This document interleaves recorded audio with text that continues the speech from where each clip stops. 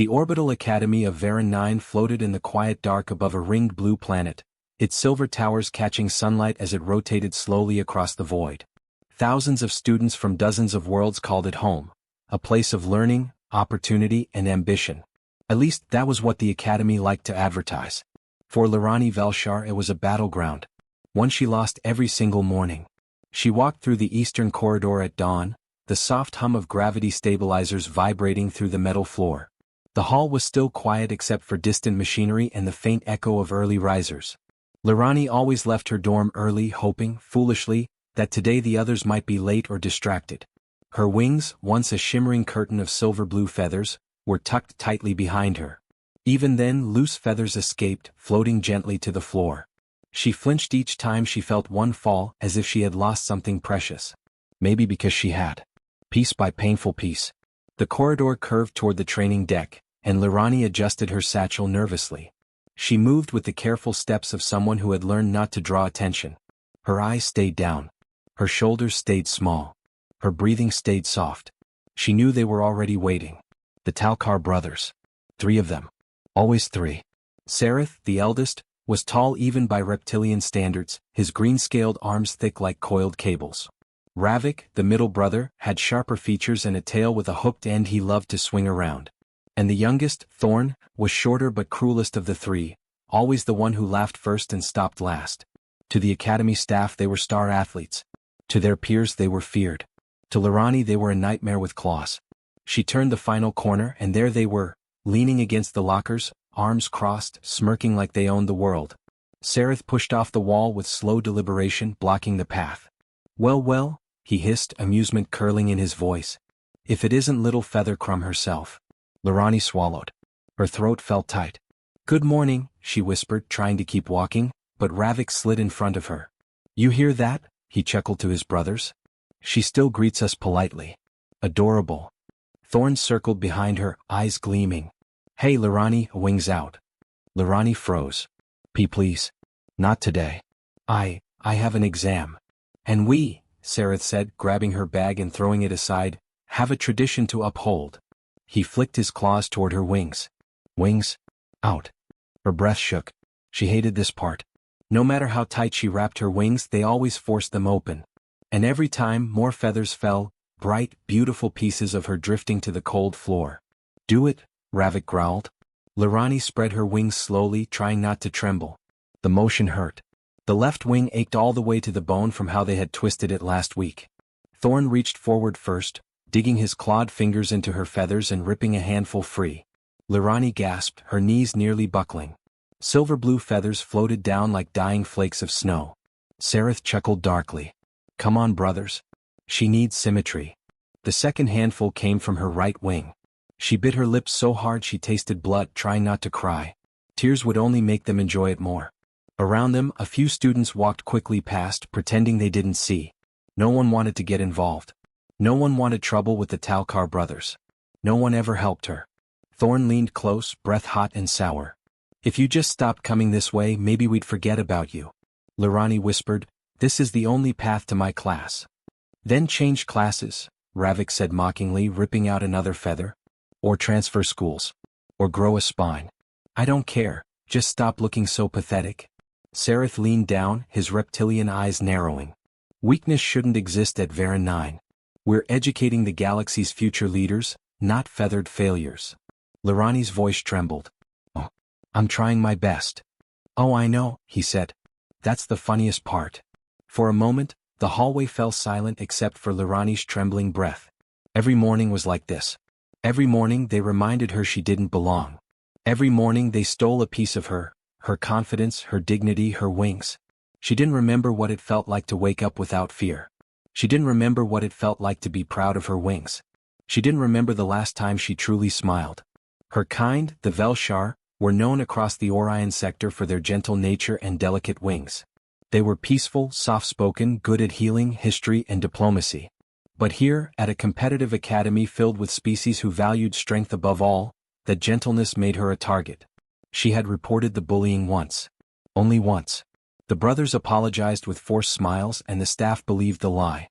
The next day the bullying tripled. So she learned to keep silent. To keep her head down. To keep surviving. That was what she told herself every morning. Just survive today. Maybe tomorrow will be better. But tomorrow never changed. As the brothers continued plucking feathers, Lirani closed her eyes and breathed through the pain. She imagined her homeworld, a soft, glowing forest where her people soared peacefully above silver trees. She imagined flying freely again. But reality came crashing back with Saratha's next pull. "Look at this," he said, holding up a long feather. "She's shedding faster than a sick hatchling." Ravik laughed. "At this rate she'll be bald before the term ends." Thorn flicked a feather in her face. "Can't fly with broken wings, can you?" She couldn't.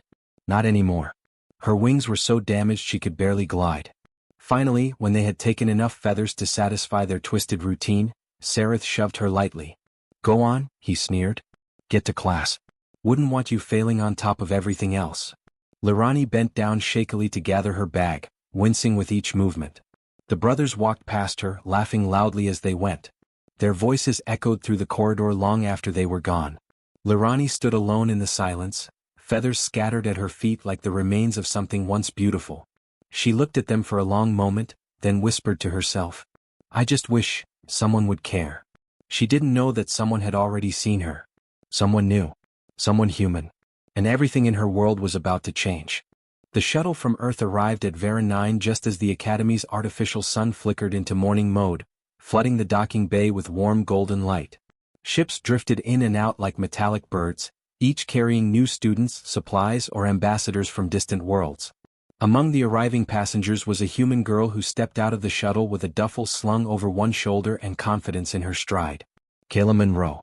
Her red hair glowed almost fiery in the station's lights, and her dark eyes scanned everything with curiosity sharpened by experience. Humans had visited Vera 9 before, but Kayla stood out immediately. She walked like someone who didn't fear the unknown, like someone ready to challenge it. A few students paused to stare. Humans were physically smaller than many species at the Academy, but they had earned a strange reputation over the years. Rumors said humans were unpredictable, emotional, loyal to the point of foolishness, and sometimes they were dangerous. Kayla didn't mind the whispers or the looks. She simply adjusted her bag and checked her datapad. Dorm 3B Room 12. Diplomacy Program. A new beginning. She stepped onto the main transit corridor, feeling the artificial gravity settle more comfortably under her feet. The Academy was enormous, filled with tunnels, open-air bridges, lecture chambers, and gravity-suspended platforms where students practiced flight or zero-G combat. She had read about it for months, preparing herself for this opportunity. Interplanetary diplomacy. Cross-species relations. Peace negotiations. Kayla wanted to be part of something greater than Earth, something bigger than her own world. But she hadn't expected her first impression of the Academy to be wrong. As she walked deeper into the corridor network, she sensed a tension in the air. Students avoided meeting her gaze not because she was human, but because they were focused on something else. She followed the direction of their glances. Around the bend she heard it, muffled laughs, sharp whispers, and something else. A quiet, pained gasp. Kayla's steps slowed. Bullying. She recognized the sound instantly. She had heard it before back home. In the streets, in schools, in places where the strong enjoyed crushing the quiet. Her jaw tightened. She moved toward the noise. Rounding the curve, she saw a cluster of scaly reptilian backs, 3 tall boys with thick, armored hides and powerful tails. They formed a half-circle around someone small, someone trembling. Kayla stepped closer. Her heart clenched. It was a girl, delicate, pale-skinned, with wings like crushed silver trailing down her back. Feathers littered the floor around her feet, and every time one of the reptilian boys reached forward, more feathers fell. Kayla watched a feather drift to the floor like a dying ember. The girl's shoulders shook with silent pain. A simmering heat rose in Kayla's chest. She didn't know the girl. She didn't know the boys. She didn't know the politics or consequences. But she knew this. It wasn't right. She stepped forward without hesitation. The Talkar brothers were too busy laughing to notice her at first. Sarath ripped another feather free, holding it up like a trophy. "Look at this one," he said. "Almost perfect." Kayla's voice cut through the corridor like a sudden blade. "Hey." 3 reptilian heads turned toward her. Sarath's smirk faltered. "What do you want, human?" Kayla ignored him. She stepped around the brothers and knelt beside the winged girl. Up close, she saw the bruises along the girl's wing joints, old and new. Saw the tears she tried desperately to hide. Kayla softened her voice. Are you hurt? The girl blinked in confusion. I'm fine, she whispered, though she clearly wasn't. Kayla shook her head gently. No, you're not. The girl lowered her gaze again, ashamed. Then Kayla stood up, turning fully toward the Talkar brothers. Now she addressed them directly. You. Step back. Ravik snorted. Or what? Kayla didn't raise her voice, didn't show fear, didn't step away. Or you'll find out exactly what a human can do. Saratha's eyes narrowed. He had expected fear, not challenge. You don't know who we are. I don't care who you are, Kayla said plainly. Move. Thorn laughed, pointing a clawed finger at her. You think we're scared of a soft skin? Kayla tilted her head. You should be. The brothers exchanged glances, amused, surprised, irritated. But it didn't matter to Kayla. She didn't move. She didn't blink. She didn't break. Even if she was outnumbered 3-1. Even if they were twice her size. Even if they were used to getting away with everything. She stood exactly where she needed to be. Between them and the girl with broken wings.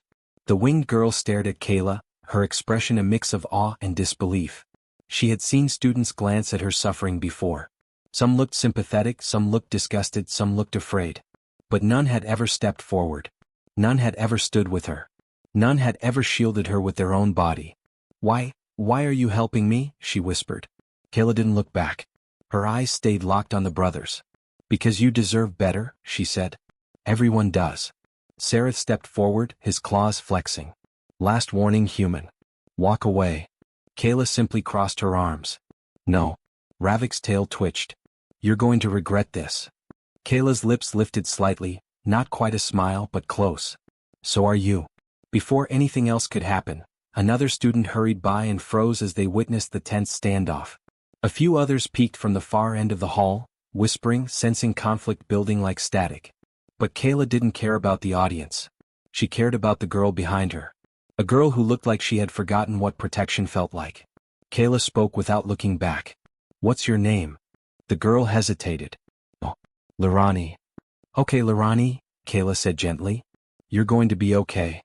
Lirani's wings trembled, softly, but for the first time that day, not from fear.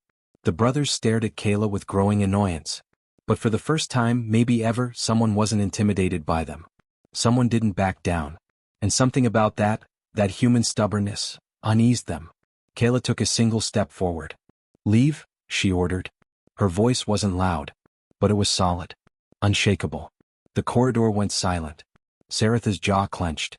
For the first time, he wasn't sure a fight would go the way he expected. Humans were unpredictable. Strange. Dangerous in ways that didn't always make sense. He glanced at Lirani, then at Kayla, then finally at his brothers. Come on, he muttered. We'll deal with this later. The three brothers turned and stalked down the corridor. Not defeated. Not apologizing. But not victorious either. Kayla watched them until they disappeared. Only then did she kneel beside Lirani again. Let's get you out of here, Kayla said softly. Lirani looked at her through watery eyes. No one has ever stepped in like that. Kayla gently brushed a stray feather from her cheek. Well, she said, you've got one person now. And for the first time in a very long time, Lirani felt something warm inside her chest. Oh. The next morning, Vera 9 felt different to Lirani. The artificial sunrise spilled soft lavender light through the academy's dome windows. Gravity stabilizers hummed gently beneath the floors.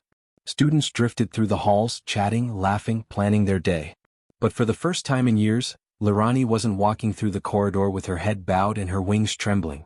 She moved a little differently now, still cautious, still quiet, but with a new presence she almost didn't recognize. Confidence. Small and fragile but real. Because Kayla Monroe existed. Because someone stood for her. Because someone cared. And though Lirani knew the Talkar brothers wouldn't forget the humiliation of yesterday, a tiny voice inside whispered that maybe, they would think twice. But she underestimated them. Cruelty rarely sleeps. Lirani clutched her datapad to her chest, taking the familiar path toward her morning class. Yes, the same corridor. She didn't want Kayla to escort her today. Kayla had an early orientation meeting, and Lirani didn't want to be a burden. Besides, the brothers surely wouldn't risk more trouble so soon, right? The corridor curved ahead, empty and quiet. Too quiet. Lirani paused. A strange flicker of unease rippled down her spine. Her wings tightened instinctively. She took another step. A locker door suddenly slammed shut behind her. Lorani jumped. Then she heard it, 3 sets of footsteps emerging from the shadows near the intersecting hallway. Zira, Ravik, Thorn. The Talkar brothers walked out slowly, deliberately, like predators who had been waiting in the dark. Lorani's stomach dropped. They were smiling. Not the usual mocking smirk. Something colder. Sareth tilted his head. Morning feather crumb. Ravik twirled a long metal rod between his claws, an extendable training baton. Miss us. Thorn cracked his knuckles. We've been waiting for you. Lorani tried to step back, but her wings brushed against the locked door. Trap. Her voice came out small. I don't want trouble. Sareth stepped forward, claws tapping against the metal floor. But you caused trouble yesterday. I didn't call her. I didn't ask her to. You existed, Ravik snapped. And because of you we got lectured by the discipline council. You. Thorn snarled, humiliation is not something we forget. Lorani's pulse raced. She swallowed hard. Please. I don't want anyone to get in trouble. I just want to go to class. And we, Sareth growled, want to restore our reputation.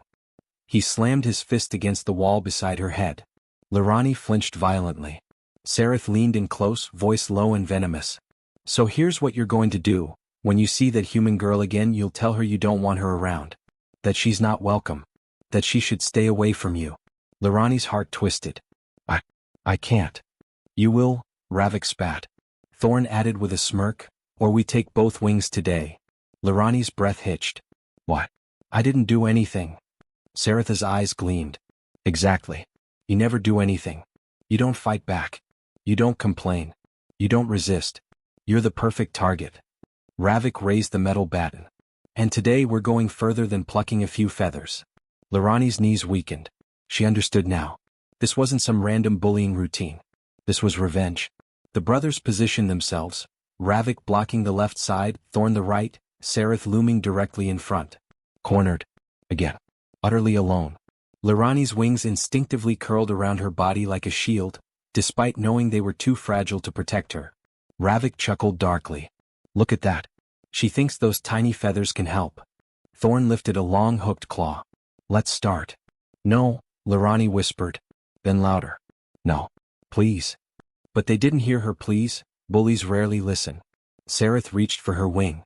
And a heavy clang echoed down the corridor. All 4 of them froze. Footsteps. Fast. Getting closer. Sareth growled. Who is? Kayla Monroe rounded the corner like a storm breaking through calm skies. Her red hair swung behind her, her backpack half open from running, and her expression. Her expression wasn't confused. It wasn't surprised. It was angry. Raging, burning angry. Step away from her, Kayla said, voice steady as steel. Lorani's knees nearly buckled in relief. Kayla? Lorani, stay behind me, Kayla said gently, not taking her eyes off the brothers. Saretha's jaw clenched. You again? Kayla dropped her bag to the floor with a thud. Yeah, me again. Ravik sneered. Coming here alone was stupid. Kayla raised a brow. Funny. That's exactly what I was thinking about you. Thorn hissed. Human, this isn't your fight. Kayla's eyes hardened. Anything involving her is my fight. Sareth stepped forward. We're not afraid of you. Kayla stepped forward too, unfazed. You should be. Silence crackled with tension. The Talkar brothers hadn't expected her to appear out of nowhere. They hadn't expected her arrival to be timed with perfect precision. And they absolutely hadn't expected the unwavering fire in her eyes, fire that promised consequences. Sareth jabbed a claw toward Kayla. This is your last warning. Leave. Kayla didn't move. Not an inch. No. She spoke the word like a law of physics, simple, unbreakable. Lorani stared at her with wide eyes, barely daring to breathe. Kayla continued, voice growing sharper. You're cowards? 3 against 1? You're proud of that? Ravik bristled. Watch your mouth. Kayla tilted her head slightly. Or what? You'll hurt me the way you hurt her. Sareth snarled. If you want to protect her, you'll pay for it. Kayla smiled, small, fearless, chilling. Well, she said, rolling her shoulders. I'd love to see you try. That did it. The brothers lunged. And Lorani realized something with breathtaking clarity. Humans didn't run. Humans didn't hide. Humans fought. Dawn crept over Zenith Academy in soft streaks of pearly blue, Yet the hallways felt far colder than the morning light suggested. Students whispered as they arrived, their voices drifting like uneasy ghosts. Something had changed the day before, something sharp enough to slice through the school's comfortable hierarchy. And the name on everyone's lips was Lyra Hale. The human girl who stood against a trio no one else dared to look at directly. The girl who punched a Vorik, shoved a Gravian, and stepped in front of a trembling wing-borne hybrid without blinking. Rumors swirled faster than oxygen pumps. Some claimed she was secretly military-trained. Others insisted she was part cyborg. A few whispered she was simply insane. But Lyra knew the truth. Lyra wasn't unhinged. She was angry, the kind of anger born of justice, shaped like a blade and aimed with precision. And for the first time in years, Lyra didn't walk to morning assembly with her wings folded tight in fear. She walked with Lyra. The school divided. By midday, Lyra's fight with the bullies had spread beyond rumor. Someone had leaked footage. The clip played on hundreds of students' devices, looping over and over. Lyra's fist slamming into Brack's jaw. Sparks along the Gravian's armor like skin. Lyra collapsing in pain, and Lyra catching her. The moment Lyra turned to the camera and snarled, "Touch her again and you'll need medical clearance for the rest of the semester." Zenith Academy had been shaken to its core. And now, everyone wanted to see what would happen next. The return of the bullies. The trio did not appear at first morning bell. Not second. Not even through midday meals. Students murmured anxiously. Did Lyra actually knock them out for 24 hours? Maybe they're suspended. Maybe they're plotting. Lyra clenched her trembling hands under the table. She wasn't scared of them anymore, she was scared of what they would do to Lyra. Lyra wasn't unaware of the tension. She poked at her food, eyes sharp, jaw set. "They'll come back," she said simply. "And when they do, they'll want a rematch." Lyra swallowed. "You don't have to keep protecting me." Lyra's gaze softened. "You think I'm doing this just for you? What else is there?" Lyra leaned back, her voice low. "I've seen people in this galaxy step on those who can't fight back. I've watched it in colonies, outposts, refugee docks. It eats at me. Every single day." Her hands curled into fists. "And if I don't stand up, then who will?" Lyra's breath caught. For the first time, she understood that this wasn't just about bullying. Lyra carried something ancient inside her, something powerful, something human. Defiance. A warning from above. Just before final classes, a calm yet cold voice echoed through the halls. "Lyra Hale and Lyra Vayari, report to Administrator Solan's office." Students' heads snapped around. Some looked pitying. Some excited. Some scared. Lyra stood instantly. "Let's go see if we're expelled." Lyra gripped her sleeve. "No administration has ever taken my side." Lyra smirked lightly. "Well, it's about time they tried." Administrator Solan. The head administrator was an imposing figure, tall, austere and unreadable, like a statue carved from obsidian. When Lyra and Lyra arrived, Solan dismissed the hovering assistant drones and gestured to the chairs. "Sit." Lyra sat casually. Lyra perched nervously. Solan steepled long fingers. "We need to discuss what happened yesterday. 3 upperclassmen were placed in medical recovery pods. You were involved." Lyra crossed her arms. "They attacked first. That is consistent with the footage." Solan tapped the console, brow tightening. "Your defensive actions were forceful. Very forceful. Enough to cause fractures." Lyra's voice remained even. "I responded proportional to the threat." Lyra instantly shook her head. "No," she responded, "less than the threat. Those 3 torture me every day. They..." Solan raised a hand, silencing her. But not unkindly. "Miss Vayari, your case files mention repeated injuries." Lyra froze. Her wings twitched. "You never reported them." "Who would listen?" she whispered. "Humans are rare here. Wing-borne hybrids even more so. They all thought I was defective." Solan sighed deeply. "That is something I must answer for. I allowed negligence among my staff." Lyra blinked. Even she hadn't expected that. Then Solan fixed her gaze on Lyra. "But you, Miss Hale? You escalated a dangerous situation." Lyra's jaw tightened. "Would you prefer I watched?" Solan stared at her for a long time. A heavy silence settled between them. "Then, no," Solan said softly. "I would prefer you continue." Lyra's breath hitched. "Wait, what?" Solan leaned forward. "Your intervention exposed a rot within our academy. You have my permission, and my protection, to ensure the safety of vulnerable students while we investigate." Lyra's eyebrows shot up. So you're deputizing me? Temporarily. Lyra grinned. Cool. Elira gaped. You're rewarding her?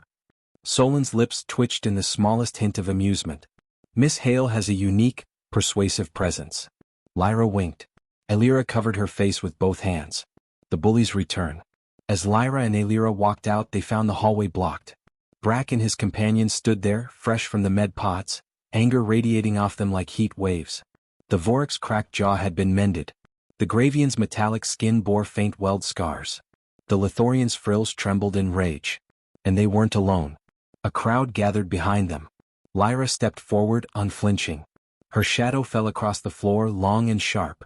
Well, she said calmly, you look better. Ready for round 2? Brack growled. We're not here to fight. Lyra blinked. No. The Lithorian hissed. We came to warn you. You embarrassed us. Our clans know. Our families know. Lyra shrugged. Sounds like a you problem. The Gravian's rumbling chest tightened. Humans always think they're invincible. You're not. You just haven't met something bigger yet. Lyra smiled darkly. Try me. Elira could feel the air shift. Charged, electric, dangerous. But then, Brack took a step back. This isn't over, human. Not even close. Lyra leaned in. Good. I wasn't done anyway. The trio retreated into the crowd. And suddenly students began whispering again, but differently this time. Not fearfully. Not mockingly. But with awe. Elira looked at Lyra. They're afraid of you. Lyra shrugged lightly. They should be. Then she turned, voice lowering into something fierce and protective. Because no one, alien or otherwise, is ever hurting you again. The following morning, Zenith Academy buzzed with a strange electricity, one neither born of fear nor routine but something new, something brewing beneath the surface like a rising storm. Students walked in clusters, eyes shifting, voices hushed. Not about the bullies anymore. Not about the fight. But about Lyra Hale. The human who had changed the balance of power in one single day. Elira felt it too. The air around her no longer tightened her chest. Her wings still ached, but for the first time, the bruised feathers didn't make her feel small. She walked through the halls with Lyra beside her, and students parted instinctively, as though some unseen gravity pushed them aside. Yet that ease didn't last long. Because something else had shifted as well. Something darker. A new kind of attention. As Lyra and Elira approached the central atrium, Elira noticed a group of older students watching them from the balcony above. They weren't the same bullies from before. No, these were upper-class elites, adorned in their pristine house colors, bearing crests of lineage and influence. One of them, a tall Halerian with silver-plated skin, whispered something to his companion while staring straight at Lyra. Another, a female Callisti whose hair shimmered like molten gold, narrowed her eyes with interest, almost predatory interest. Lyra noticed. She always noticed. New audience, she muttered. Elira's feathers fluttered nervously. They're the academy houses. The strongest of the upper division. Lyra smirked. Good. Maybe they'll actually offer a challenge. Elira elbowed her lightly. Lyra. Please don't antagonize the powerful. But Lyra only grinned. Powerful. Elira, they're high schoolers with titles. And combat scores, Elira whispered. And political families. And influence across 3 systems. Lyra blinked. Okay. Maybe a little powerful. The invitation. Halfway through the day, as Lyra and Elira approached their classroom, a student drone descended in front of them, hovering at eye level. It displayed an ornate crest sealed in holographic gold. Elira's face went pale. That's the crest of House Cythrian? Lyra took the message casually. Who are they? One of the most elite combat houses in the entire academy. They've produced generals, tacticians, war heroes. Lyra interrupted. So, they're big deals. Very big deals, Elira whispered. Lyra tapped the crest, and the message unfolded as shimmering text in the air. Lyra Hale. House Cythrian formally invites you to a private skills evaluation. Tonight. Midnight. Arena 7. Decline and you decline opportunity. Accept and you accept responsibility. Elira's wings fluffed in alarm. It's a test, Lyra. A dangerous one. If you go. Lyra flashed a lopsided smile. I'm going. Elira grabbed her sleeve. Why? Because, Lyra said softly, I want to know why I'm suddenly on their radar. She didn't admit the other truth. That she wanted to see how strong the Academy's best really were. Lunchroom tension.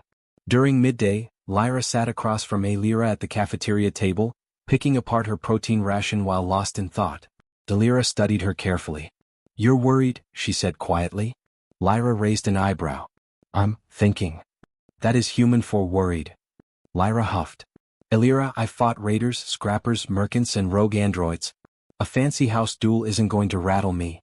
Lyra leaned forward. "But this isn't a duel. It's politics. If you impress them, they'll want to recruit you. If you fail, they'll blacklist you. Either way, you lose neutrality." Lyra considered that.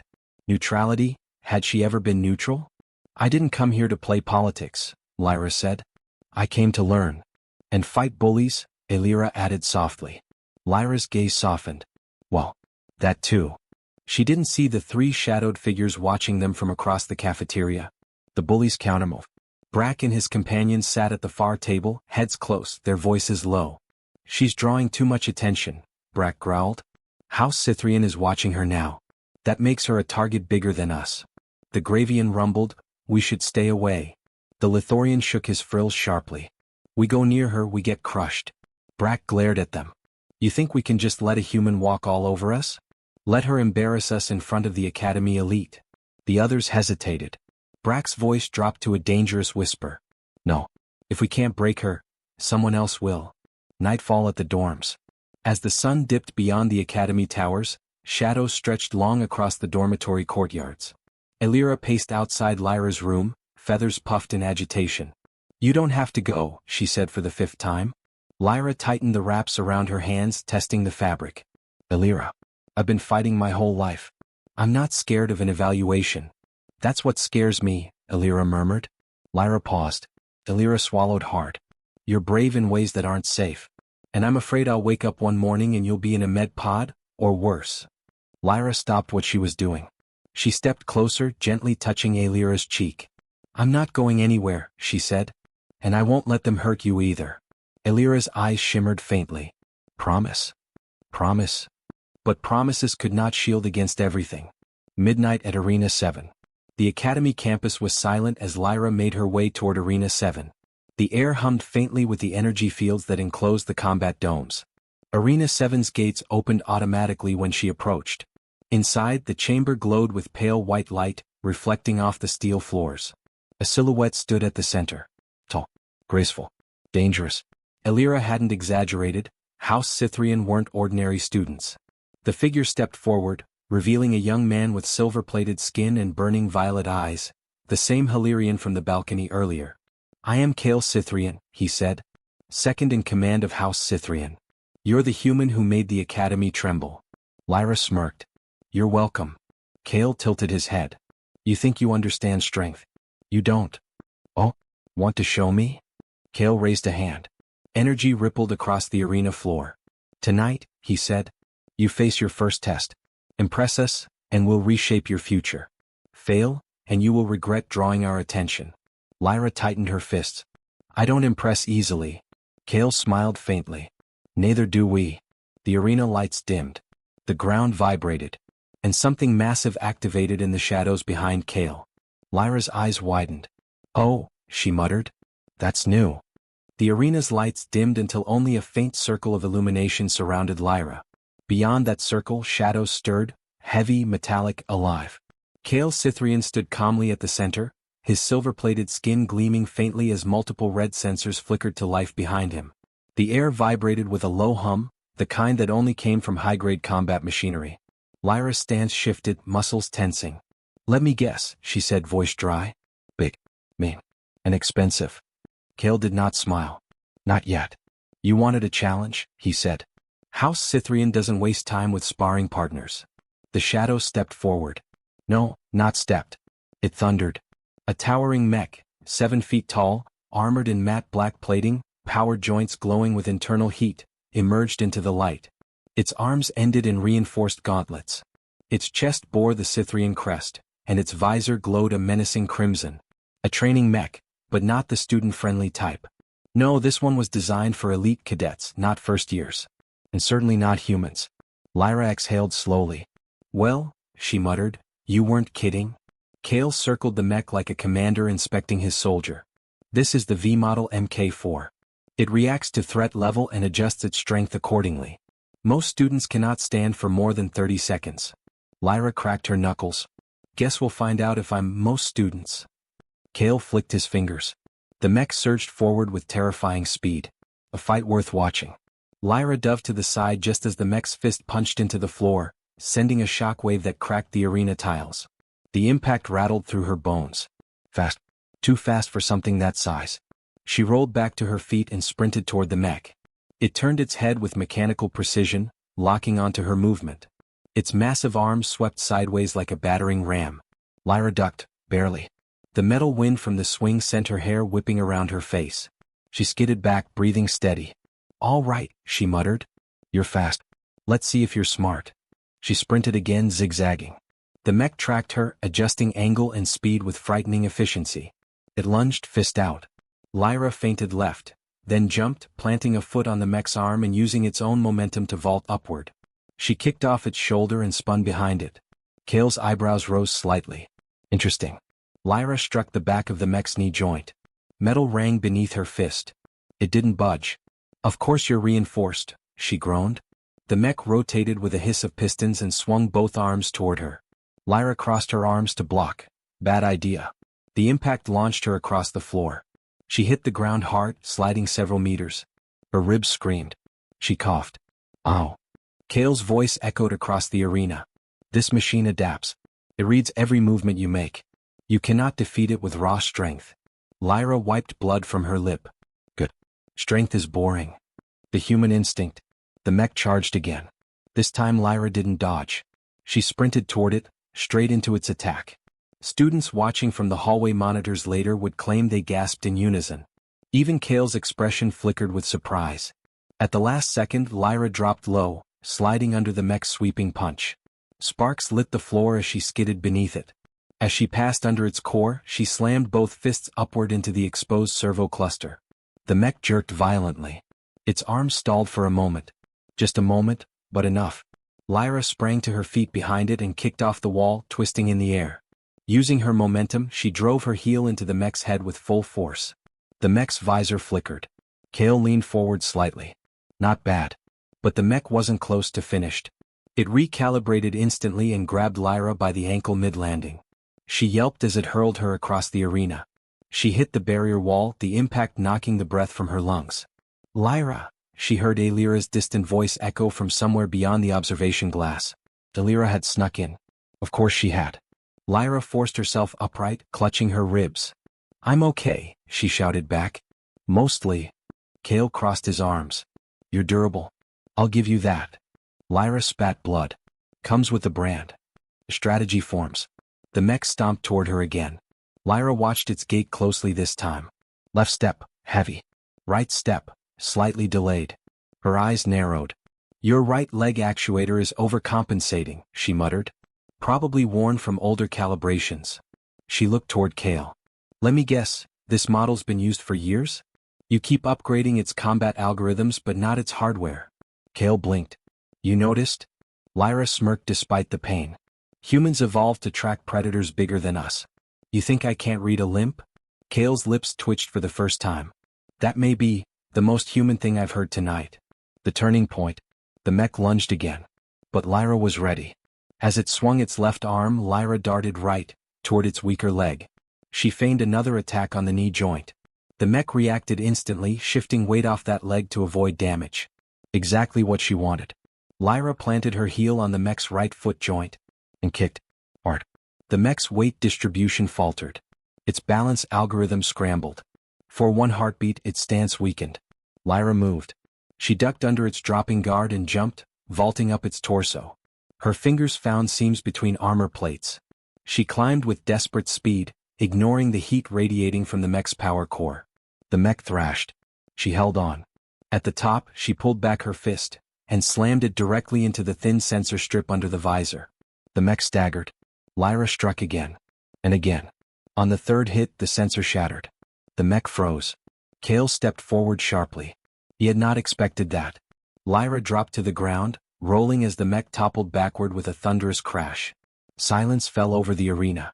Lyra stood, chest heaving, bruised, exhausted, but victorious. How Cythrian reacts. Kale approached slowly, eyes scanning her like he was assessing a rare weapon. You destroyed a V-model Mk4, he said quietly. That is unprecedented. Lyra wiped sweat from her brow. Guess I'm not most students. Cale considered her for a long moment. Then he extended a hand. Lyra Hale. House Cythrian formally invites you to join us. Elira gasped from the observation deck. Lyra stared at his hand. Join them? Join the House of Warriors, elites, prodigies? She bit her lip. Will it protect Elira? Cale blinked. What? My friend, Lyra said firmly. If I join your house, she's under my shield. No one touches her.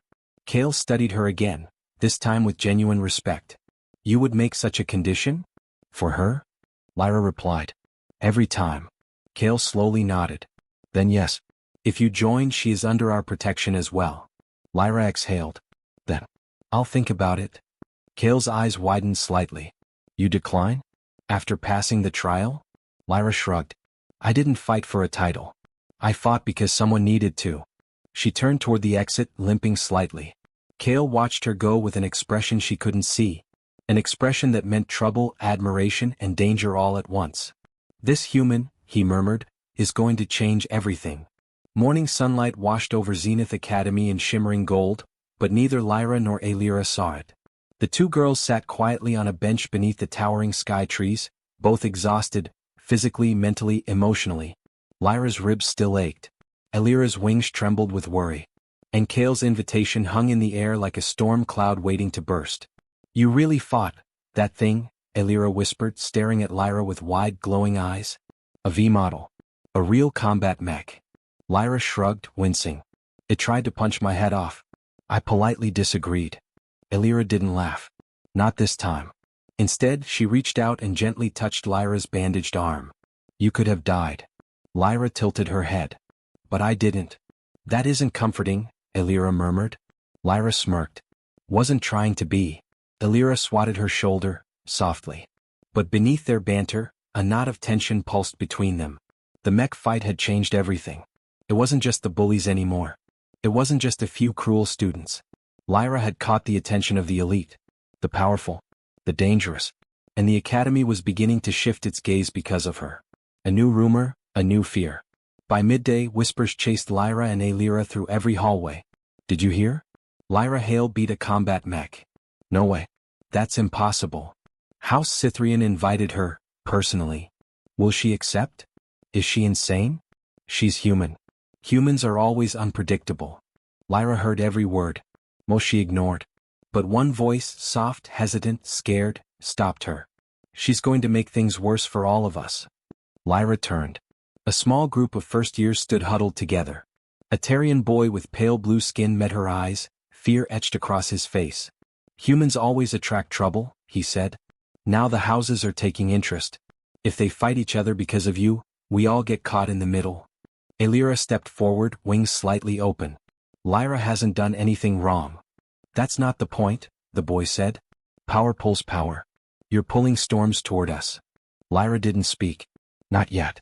She let Elira defend her, watching quietly as her friend's voice grew stronger, steadier. You should be grateful, Elira said. She's the only one who stands up to people like Brack in the houses. The rest of you just hide. The first years recoiled at that. Lyra stepped in gently, placing a hand on Elira's shoulder. It's okay, she said softly. Not everyone's ready to fight. I don't blame them. The Tarian boy swallowed. So you won't accept the house offer? Lyra paused. I said I'd think about it. I will. She walked away, leaving the murmurs behind. Lyra's truth. They reached the quiet wing corridor, a place where Elira often hid during her worst days. Elira stopped suddenly. Lyra, why are you thinking about it? Lyra blinked. You really want to know? Yes. Lyra exhaled, leaning against the wall. Because I'm tired, she admitted. Tired of being the one who fights alone. House Cythrian isn't just strong, they're connected. If I join them, I get protection. Status. Leverage. Elira stepped closer. You don't care about status. No, Lyra said. But I care about keeping you safe. Elira froze. Lyra continued. If joining them means you're under a bigger shield, then why wouldn't I consider it? The words hit Elira like a shock. Her wings fluttered rapidly. Lyra, you can't make choices because of me. Lyra smiled softly. I absolutely can. Elira blushed so hard her cheeks glowed. Stop saying things like that. Why? Lyra teased. Does it make your wings twitch? Elira covered her face with both hands. The council's interference. A chime echoed through the hall. Lyra hail. Elira Veari. Report to the council chamber. Lyra stiffened. Oh great. What did we do this time? Elira's wings flattened. The council only summoned students for serious matters. Together they walked through the towering academy corridors until they reached the chamber doors, massive slabs of polished alloy engraved with the academy crest. Inside, 5 council members sat in elevated seats, Administrator Solon among them. Kale Cythrian stood to the side. Elira gripped Lyra's sleeve. Don't panic, Lyra whispered. If something goes wrong, run behind me. Elira whispered back, that is the opposite of comforting. Lyra smirked. Judgment Day. Administrator Solon began. Lyra Hale, she said, her voice firm but calm, your actions have placed you at the center of an important discussion. Lyra crossed her arms. Is this about the mech? Partly, Solon answered. But mostly about what followed. She gestured to Kale. Kale stepped forward. House Cythrian formally filed to recruit you into our ranks. Murmurs rippled through the chamber. Solon raised a hand for silence. But, she continued, other houses have also expressed interest. Lyra blinked. Others? Kale nodded. When someone destroys a combat mech, the houses take notice. Lyra squeezed Lyra's hand. Art. Lyra didn't let go. Solon continued. Our concern is simple. Your presence has shifted academy politics. Rapidly. Dangerously. The houses may seek to use you, or challenge you. Lyra lifted her chin. So what? Let them try. Solon leaned forward. This is not Earth. This academy houses future leaders of 12-star systems. One wrong alliance or provocation could ignite conflicts far larger than a school rivalry. Lyra's jaw clenched. Elira stepped forward timidly. Council members. Lyra isn't trying to start anything. She protected me. That's all. She just. Kale interrupted. You misunderstand. Lyra isn't the problem. He turned to Lyra. Your potential is. Lyra froze. Kale continued, voice steady. You have raw instinct that surpasses most trained fighters. You see weaknesses instantly. You adapt faster than machines. You stand against fear like you were born to defy it. Elira held her breath. Kale's violet eyes locked onto Lyra's. You will become a force in this academy, whether you want to or not. Silence swallowed the room. Solon spoke again. We cannot stop the houses from approaching you. But we can ensure you survive long enough to make your own choices. She stood. Lyra Hale, we are granting you an official academy designation. Lyra blinked. Hey, what now? A protector class cadet, Solon said. A rare status given only to students whose influence and ability place them beyond standard roles. Elira gasped. Kale's eyes widened. Lyra frowned. What does that mean? It means, Solon said, that attacking you is now politically dangerous. And harming anyone under your protection, her gaze flicked toward Elira, is an offense against the council itself. Elira's wings trembled. Lyra stared. Slowly, a small smile crept across her face. So basically, she said, if someone messes with my friend, they answer to the entire academy? Solon nodded. Yes. Lyra turned to Elira. Told you I'd keep you safe. Elira burst into tears, silent, relieved tears. She threw her arms around Lyra. Lyra hugged her back, gentle and protective.